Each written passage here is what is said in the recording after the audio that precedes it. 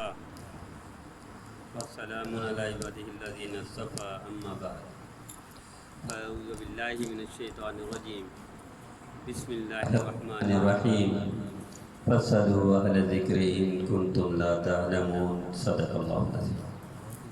اللهم صل على سيدنا محمد وعلى آل سيدنا محمد وبارك وسلم. جزا الله تعالى عنا محمدا الله أعلم. اللهم صل على محمد في أول كلامنا، اللهم صل على محمد في وسط كلامنا، اللهم صل على محمد في آخر كلامنا. آج کا پہلا سوال کسی دوست نے پوچھا، کیا کوئی شخص صرف کلمہ کی بنیاد پر جا سکتا ہے؟ جی ہاں، کلمہ کی بنیاد پر جنت جائیں گے، اس میں کوئی نہیں ہے کہ جو شخص کلمہ پڑھے گا وہی جنت جائے گا. اور اعمال کی بنیاد اس وقت ہے جب کلمہ اور بقیہ زندگی میں غائب ہو. مثلا ایک شخص ابھی کلمہ پڑھتا ہے، فرض کریں ہندو ہے، کوئی ابھی کلمہ پڑھتا ہے اور ظہر سے پہلے فوت ہو جاتا ہے تو ساری زندگی کے گناہ معاف، سیدھا جنت جائے گا. اعمال کا ٹائم ملا اور پھر اعمال نہیں کیے، ان کی سزا بھگتے گا، لیکن جنت ضرور جائے گا مسلمان. جس نے بھی کلمہ پڑھا، اعمال کا ٹائم نہیں ملا، ڈائریکٹ جنت جائے گا. اعمال کا ٹائم ملا، نہیں کر سکا، اس کی سزا بھگتے گا، جنت ضرور جائے گا مسلمان. خواب پوچھا کسی نے کہ حضرت ہوا کو دیکھنا، اس کا مطلب یہ کہ چونکہ عمر بھی ان کی لمبی تھی، آپ کی عمر بھی لمبی ہوگی، اور رزق کی فراوانی اللہ تعالیٰ فرمائے گی، اللہ قبول فرمائے.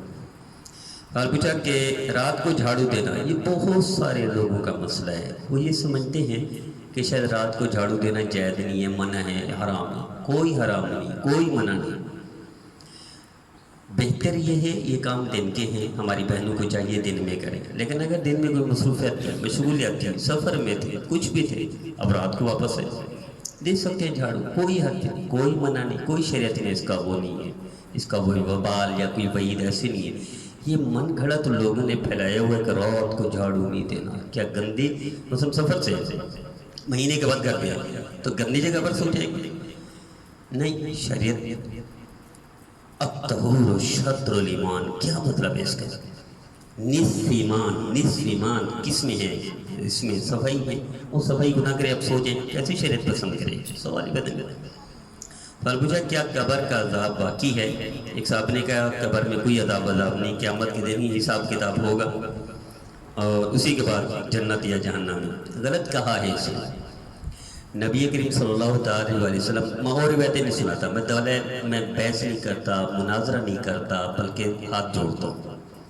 ایک بات دلیل صرف ایک ہی کافی ہے. نبی کریم صلی اللہ علیہ وسلم نے ارشاد فرمایا سورہ ملک قبر کے عذاب کو ہٹاتی ہے، قبر کے عذاب سے بچاتی ہے.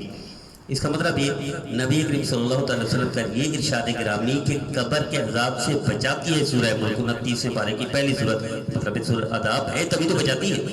اگر عذاب ہو نہ تو بچائے کہاں سے؟ آپ صلی اللہ علیہ وسلم کا فرمان ہے. یہ کسی نعوذ باللہ ڈاکٹر، فلسفی، سیاستدان، حکمران، گورنر، وزیر نہیں ہے. یہ نبی کریم صلی اللہ علیہ وسلم کا ارشاد گرامی. کیسے اس سے انکار کریں گے؟ اب ساری حدیثوں کا انکار کر دیں، اس کا کیسے انکار کریں گے؟ اس کو تو تمام محدثین نے بیان کیا ہے.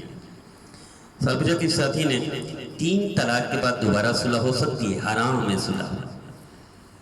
ساتھی جو فتویٰ دیتے ہیں مثلا جن کو ہم اہل حدیث کہتے ہیں، قیامت کے دن فیصلہ ہوگا. ان سے بحث نہیں کرنی چاہیے، مناظرہ نہیں کرنا چاہیے، ان سے لڑائی نہیں کرنی چاہیے، ان سے کچھ.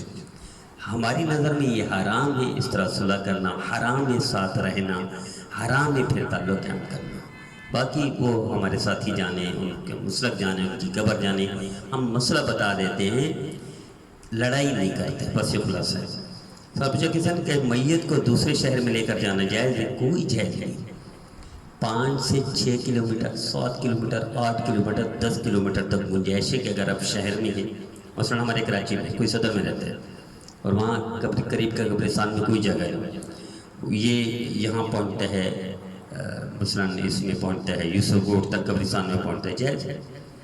تو اتنا اپنے شہر میں 10 کلومیٹر تک گنجائش ہے، 12-15 کلومیٹر تک گنجائش ہے، لیکن کراچی سے لے کر کوئی حیدرآباد جائے جائز نہیں ہے شہر۔ کراچی میں لے کر کوئی لاہور چلا جائے میت کو جائز نہیں ہے۔ کراچی سے لے کر کوئی مانسیرا، ایبٹ آباد، کشمیر اور ادھر چلا جائے جائز نہیں ہے۔ اور ایسے بھولے بھالے لوگ ہیں، مدینہ منورہ میں فوت ہوا ساتھی ایبٹ آباد کا، مدینہ منورہ سے 1 مہینے لگا ان کو، لیکن لے کر آئے۔ ایسے بھولے بھالے لوگ موجود ہیں مسلمان، مدینہ منورہ جیسے جنت البقیع میں دفن ہو سکتا تھا وہ لے کر آئے ادھر۔ ایسے بھولے بھالے بھی لوگ موجود ہیں، اپن کو کون سمجھے، کون ان کو دلائل دے، کون ان سے مناظرہ کرے، اس لیے ہاتھ جوڑنا چاہیے۔ ٹھیک ہے بھئی، شرن منع ہے، آپ لے جائیں آپ کے مرضی، اور مانتے بھی نہیں۔ میں نے ایک ساتھی سے بتایا، وہ اہل علم میں سے تھے اور عالم تھے، میں نے کہا یہ تو جائز نہیں ہے، کہنے کہ کیا کریں مجبور ہیں۔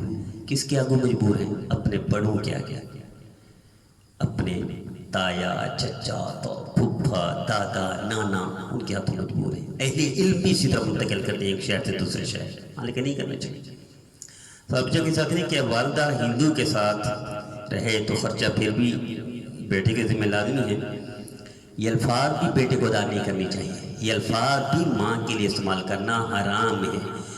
بیٹا نبی ہو، والد بت پرستوں کا ابا ہو، بت پرستوں کا استاد ہو، پھر بھی نبی کو اللہ حکم دیتا ہے کہ تکلیف نہیں دو والد کو۔ اور بیٹا کون ہے؟ ابراہیم علیہ السلام ہے۔ والد کون ہے؟ آزر ہے، بت پرست نہیں، بتوں کو بیچنے والا ہے۔ جب ان کو یہ فرمان ہے تو یہ بیچاری تو اس کے ذمہ، آپ کے ذمہ تو اس کے لیے اور زیادہ ہوگا، تاکہ وہ بیچاری ہندو کے جنگل سے نکلے۔ صاحب دے رہے ہو، خرچے کی بنیاد پر بیچاری گئی ہوگی، تو آپ اگر خرچہ برداشت کرتے ہیں اور اس کو ہندو کے جنگل سے نکالتے ہیں تو بیچاری ایمان سے بھی محروم ہو جائے گی۔ اگر آپ خیال نہیں کریں گے، آپ یہ چھوڑیں ان چیزوں کو، آپ کے لیے فرض عین ہے۔ نماز، روزہ، حج، زکوٰۃ سے زیادہ ضروری ہے ماں کا خیال رکھنا، اور ان سے زیادہ ضروری ہے ماں کو اس گندگی سے نکالنا جو ہندو کے ساتھ بیچاری رہ رہی ہے۔ اللہ سے مانگے، معافی مانگے، توبہ کریں کہ آپ نے یہ ہندو کا لفظ ماں کے لیے استعمال کیا۔ وہ مجبور ہوگی بیچاری، شوہر نہیں ہوگا، بھائی نہیں ہوگا، کوئی خرچہ اٹھانے والے نہیں ہوگا، بھوکے مرنے سے تو بہتر ہے۔ آپ کی ذمہ داری ہے پیارے، اللہ سے بھی مانگے، معافی مانگے، ماں کے قدموں پڑے، اس کو جنگل سے نکالیں اور خرچہ دیں۔ آپ فتوے پوچھ رہے ہیں، پوری زندگی کی عبادت آپ کی ضائع ہو جائے گی ماں کے بارے میں الفاظ استعمال کرنے سے۔ سوال پوچھا کسی آدمی نے کہ حضرت ایوب علیہ السلام کہ جس میں کیڑے پڑے تھے، ساری ایسی روایتیں ایک کان سے سنے دوسرے سے نکالتے۔ اللہ اتنا انبیاء کو تکلیف نہیں دیتا کہ لوگ نفرت کریں۔ ایک نفرت ہے کفار کی، نبی کریم صلی اللہ علیہ وسلم سے کرتے تھے، لیکن اتنا کہ جس میں وہ ہو جائے اس کی وجہ سے نفرت ہو، ایسا تکلیف اللہ انبیاء کو نہیں دیتا۔ روایتیں ہیں، سن لیا کریں۔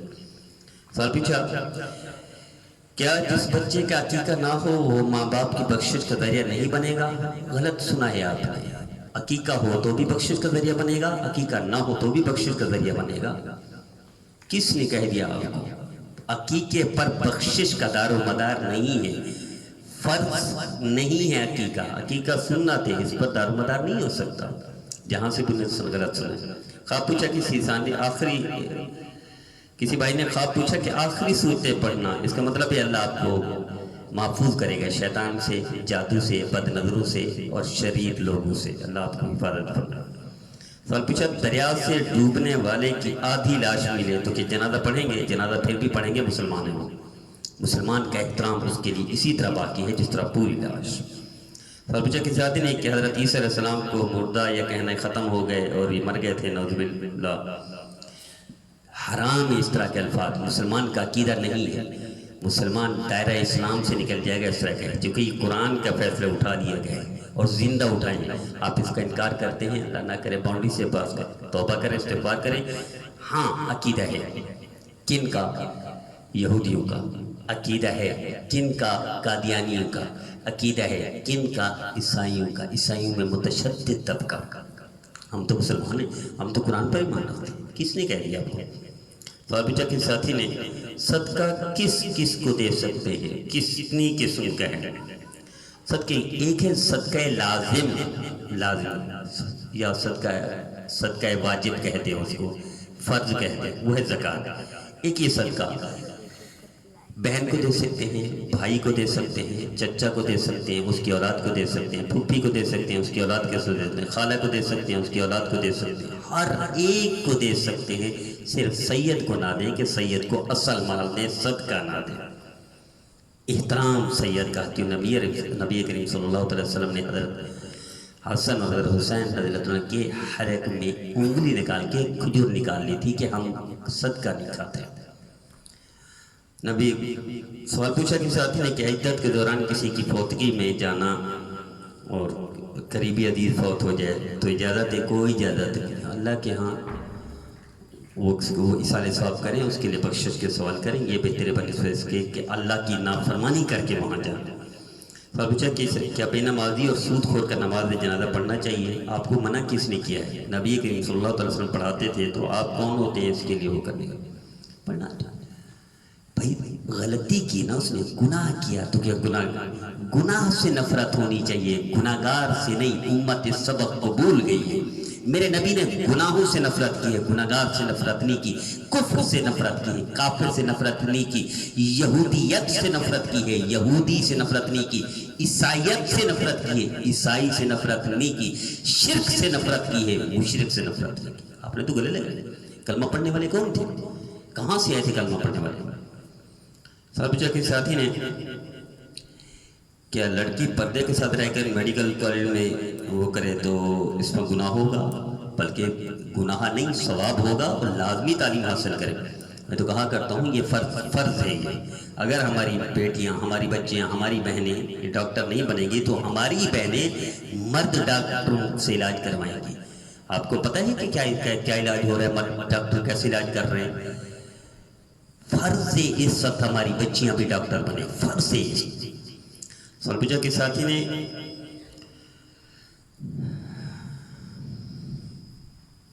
بیوی اپنے لیے اپنے گھر کا الگ مطالبہ کرے اور والدین اس پر راضی نہ ہوں تو کس کو چھوڑیں، کس کو گلے لگائیں؟ والدین کو بھی گلے لگائیں، بیوی کو بھی گلے لگائیں۔ اگر آپ کی استطاعت ہو تو دوسرا گھر لے کر دے دیں، استطاعت نہیں ہے تو ماں باپ کو نہ چھوڑیں، ان میں سے ایک کمرہ بیوی کے لیے مختص کر دیں، بس یہ کافی ہے۔ اللہ کے ہاں مجرم نہیں ہوں گے۔ سوال پوچھا صفا مروہ میں دوڑنا خواب میں کیسے ہے؟ اس کا مطلب ہے کہ سعادت ملے گی، اور حج یا عمرے کی وہ بھی اللہ آپ کو توفیق دے گا۔